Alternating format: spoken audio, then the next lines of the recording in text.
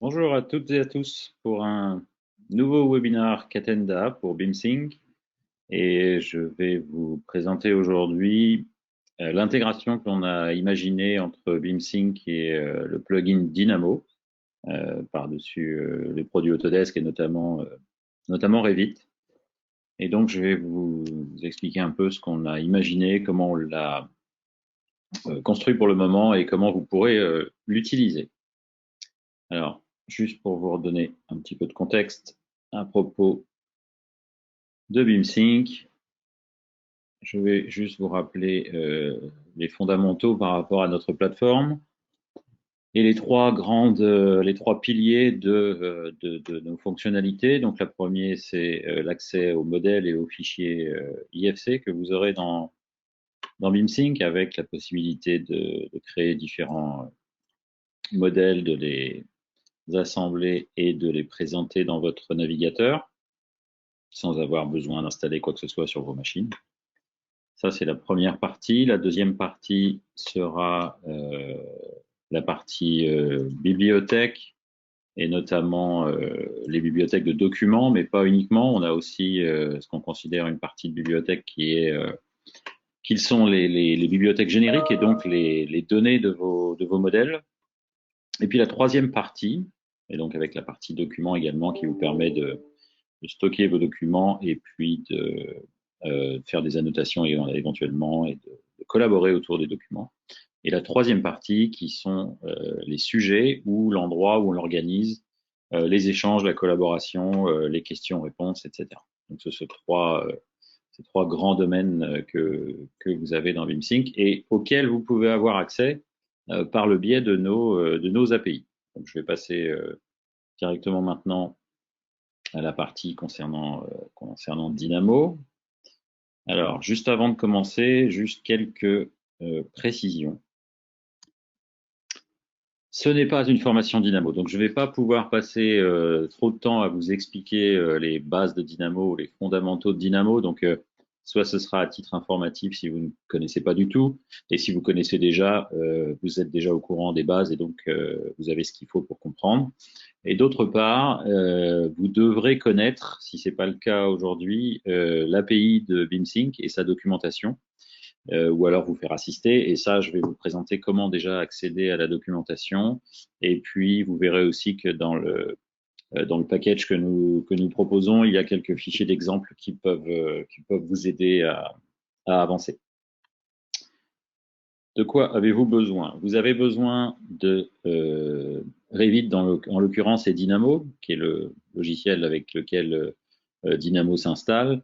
Il est possible d'utiliser Dynamo sans Revit avec un installeur particulier, ou alors, enfin bref, il y a différents détails, mais aujourd'hui, on va parler de Dynamo avec Revit.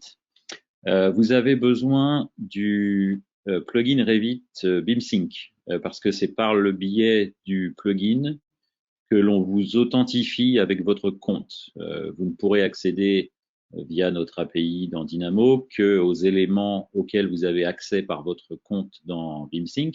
Et donc, nous utilisons le plugin Revit pour vous authentifier. Donc, une fois que vous avez le plugin Revit installé et que vous l'avez autorisé à accéder à votre compte BeamSync, vous pourrez accéder au même projet par l'intermédiaire de Dynamo.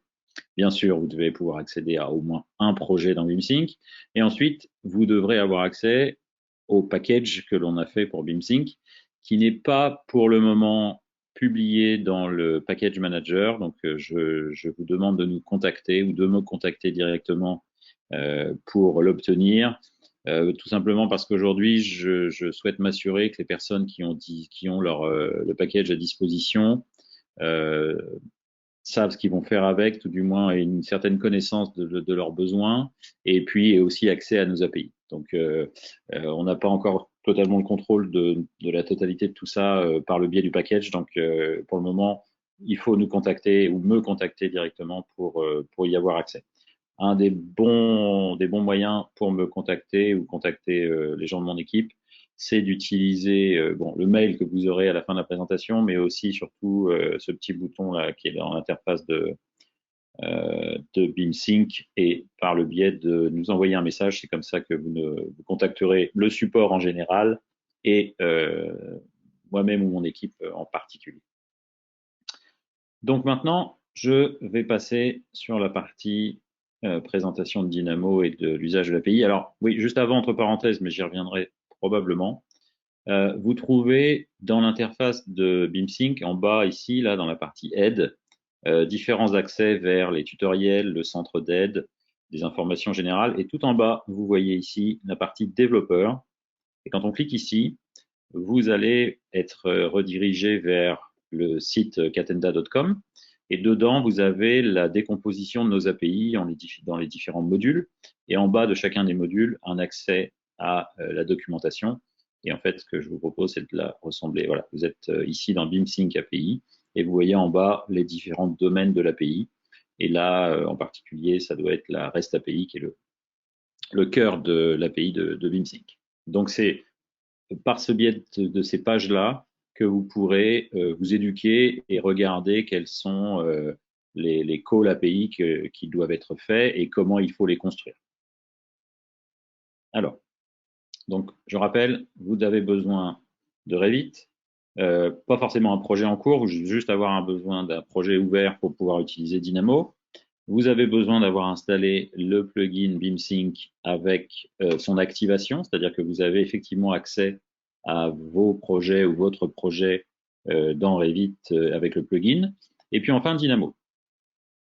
Donc, je vais faire une nouvelle définition. Et puis, vous allez voir que sur le côté ici, j'ai un package qui s'appelle BeamSync et qui est décomposé en différents nœuds. Donc, je vais vous présenter rapidement les nœuds, vous allez comprendre facilement à quoi ça sert. Et puis après, je vous montrerai un ou deux exemples suivant le temps que j'ai pour vous montrer ce qu'il est possible de faire avec. Petite information, quand vous aurez le package, vous pouvez voir dans le dossier qui doit être ici, voilà. Dans l'installation du package, vous allez trouver les dossiers habituels plus celui qui s'appelle Extra. Et dans celui-ci, vous trouverez des exemples de définitions qui vous permettront de comprendre comment ça marche et de faire votre éducation. Donc notre package est simple, je dirais, mais il fournit l'essentiel. Tout d'abord, vous avez celui qui s'appelle BeamSync Session qui va vous permettre de vous connecter à votre compte et de récupérer les informations auxquelles vous avez la possibilité d'accéder. Ensuite, vous allez avoir un autre qui s'appelle Get Projects qui va vous permettre de recueillir l'ensemble des projets auxquels vous avez accès, ou alors un autre qui s'appelle Get Project by Name qui va vous permettre de filtrer un projet en particulier en fonction de son nom. Et si je vous mets un petit watch ici, vous allez voir la liste des projets auxquels j'ai accès sur mon compte. Voilà. Donc après un certain temps, suivant le call et la qualité de votre réseau, ça prend plus ou moins de temps, mais vous voyez que ici sur mon compte Katenda, j'ai accès à un grand nombre de projets, donc il peut être utile de filtrer ça et donc vous connectez à nouveau votre BeamSync Session. Vous faites un petit code block pour utiliser un nom et si je prends, je sais plus comment il s'appelle, Dynamo Webinar par exemple, si je me souviens bien. Voilà, et je dois avoir un projet qui s'appelle comme ça. Voilà, et donc je récupère ce projet uniquement. Ensuite, je peux récupérer aussi les détails de ce projet. Donc, une fois que j'ai un projet de récupérer ici, je vais pouvoir récupérer un détail plus particulier de qui l'a créé, quelle date, quel est son identifiant, etc., etc. Ça, c'est pour la partie projet. Donc, ça, ce sont des nœuds qui sont fournis avec notre package. Et vous allez comprendre après pourquoi notre logique, pourquoi on a fait ça. Donc, après, vous avez également quelque chose qui permet de récupérer des modèles. Donc, même chose. Alors, je vais faire un peu de ménage. Voilà, je vais récupérer à nouveau BeamSync Session, le projet en question et éventuellement les modèles qui sont inclus. Voilà, je sais que ce projet-là n'en a pas. Donc, si je change de projet et que j'utilise celui qui s'appelle Dynamo Sandbox, là, je devrais récupérer une liste de projets, de modèles, pardon. Et donc, même chose, vous pouvez récupérer aussi les détails de vos modèles ou de votre modèle selon ce que vous faites. Vous allez pouvoir récupérer plus d'informations. Donc, et la même chose, vous avez en troisième partie concernant les membres d'un projet. Donc, le but ici, c'est d'avoir vraiment les bases essentielles pour sélectionner facilement un projet sur lequel vous allez travailler ensuite avec Dynamo. Mais c'est très limité, c'est-à-dire que vous avez très peu de nœuds qui sont fournis pour le moment avec le package. Mais par contre, ce qu'on vous fournit également, c'est un nœud qui s'appelle getToken et qui va être, lui, très utile pour aller plus loin. Et c'est ce nœud-là qui va vous permettre de gérer les autorisations des calls API que vous pourrez faire ensuite. Donc, c'est à ce moment-là qu'il faut que je vous présente un exemple.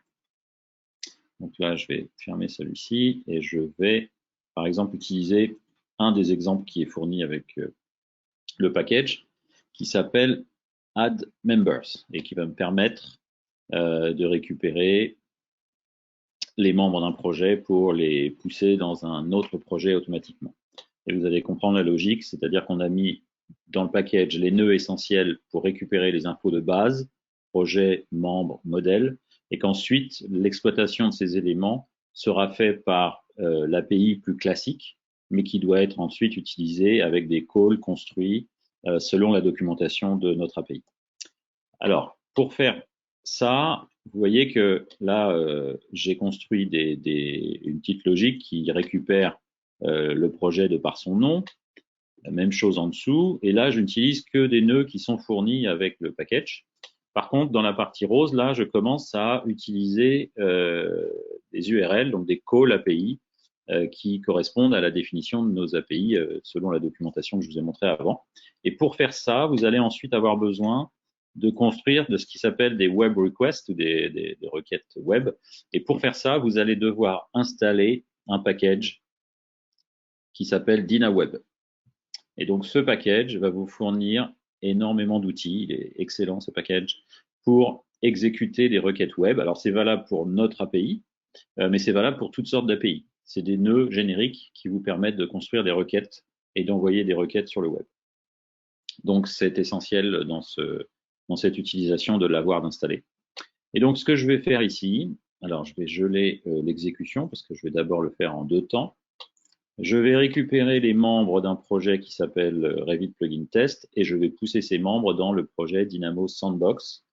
Et donc, le Dynamo Sandbox, c'est celui qu'on va retrouver ici. Voilà. Alors ici, j'ai quelques membres. Donc, ce que je vais faire, c'est que je ne vais pas utiliser Dynamo Sandbox, je vais utiliser Dynamo Webinar.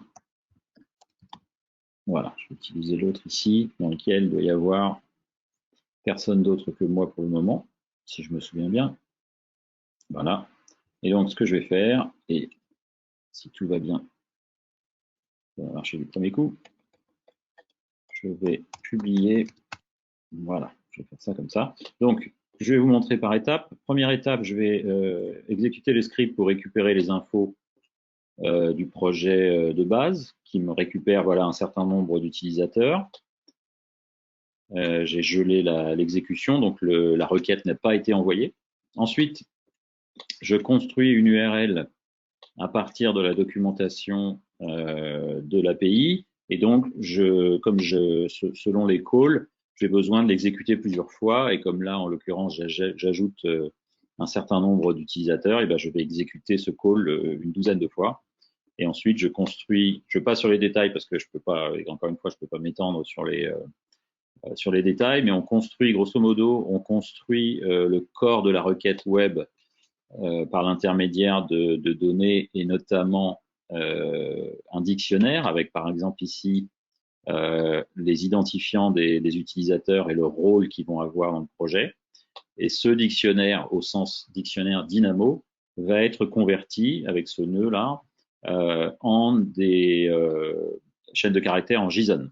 Et le JSON va être ajouté dans le cœur de la requête pour pouvoir être exécuté sur BIMSync. Et donc, si tout va bien, je vais dégeler ce nœud et je vais exécuter la commande. Normalement, Voilà, donc théoriquement ça marche. Alors après, je peux avoir certaines erreurs parfois parce que les membres ne sont pas autorisés, mais grosso modo, si je mets à jour cette page, voilà, vous voyez qu'automatiquement, tous ces membres-là ont été comme copier-coller du projet initial vers le second. Donc les exemples comme ça sont multiples, hein.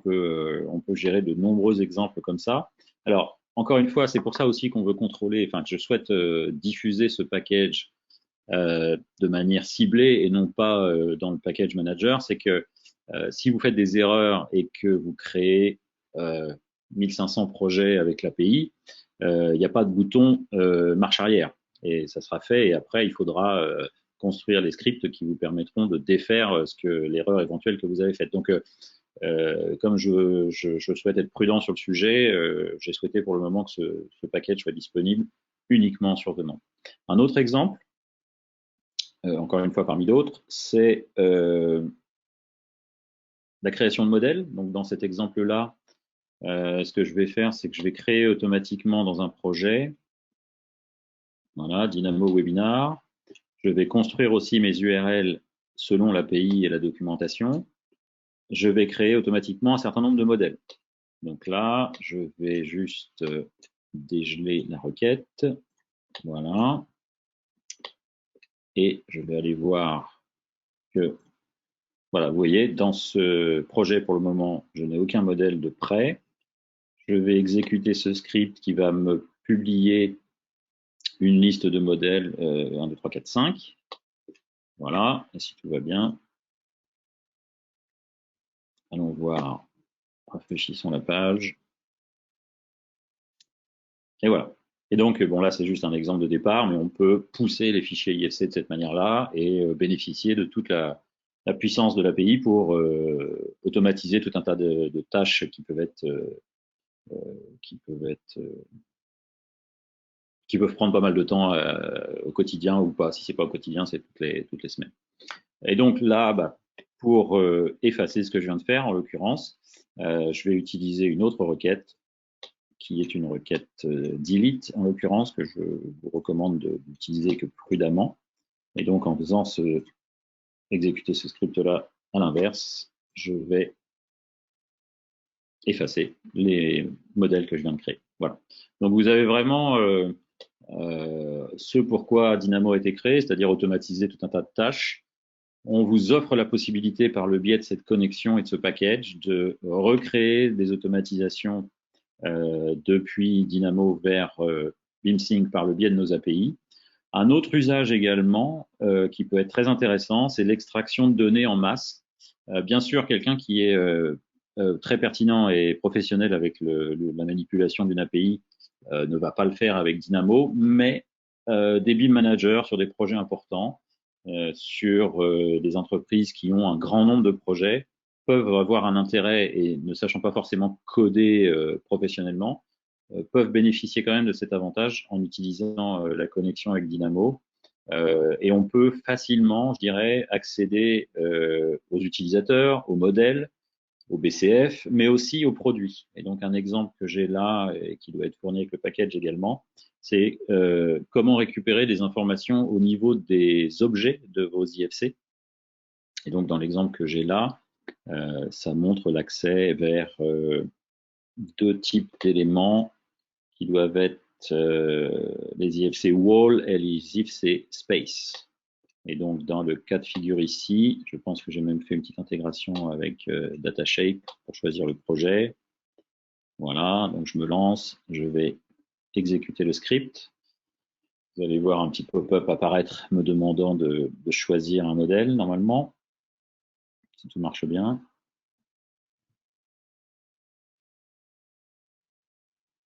Voilà. Donc, je vais choisir celui de démo.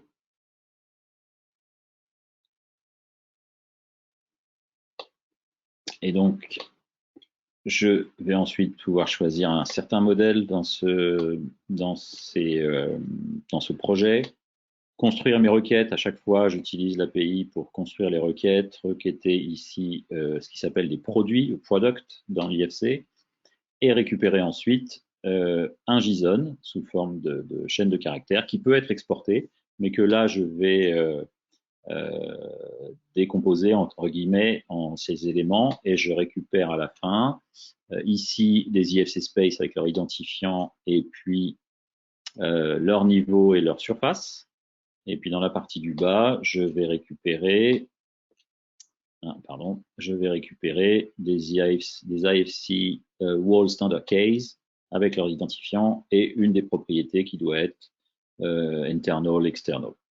Et donc, au besoin, bah alors, soit vous affichez ces données dans Dynamo, bien sûr, mais vous pouvez aussi enregistrer ça au format JSON. Et donc, ça vous permet d'extraire en masse des informations. Et donc, les exemples comme ça sont multipliables autant comme on veut, selon les limites, encore une fois, comme dans tout ce qui est utilisation d'automatisation. Les prochaines limites que vous rencontrerez seront les limites de notre API. Et donc, la documentation est en ligne et disponible pour votre usage. Voilà.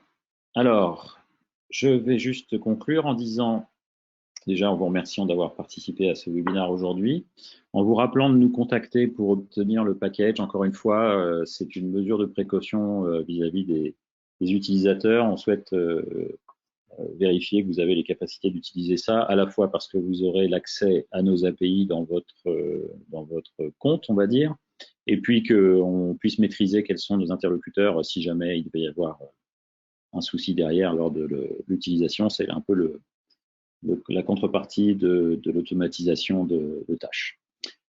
Voici, donc vous retrouverez également, oui, ce webinaire sera enregistré comme les autres et sera disponible également sur notre chaîne YouTube. Et donc n'hésitez pas, si vous n'êtes pas encore utilisateur BeamSync, contactez-nous pour avoir des informations. Et si vous êtes parmi nos utilisateurs, contactez-nous également si vous êtes intéressé pour ce package et ce plugin avec Dynamo. Merci encore pour avoir assisté à ce webinaire et je vous dis à très bientôt. Je vous souhaite une bonne journée.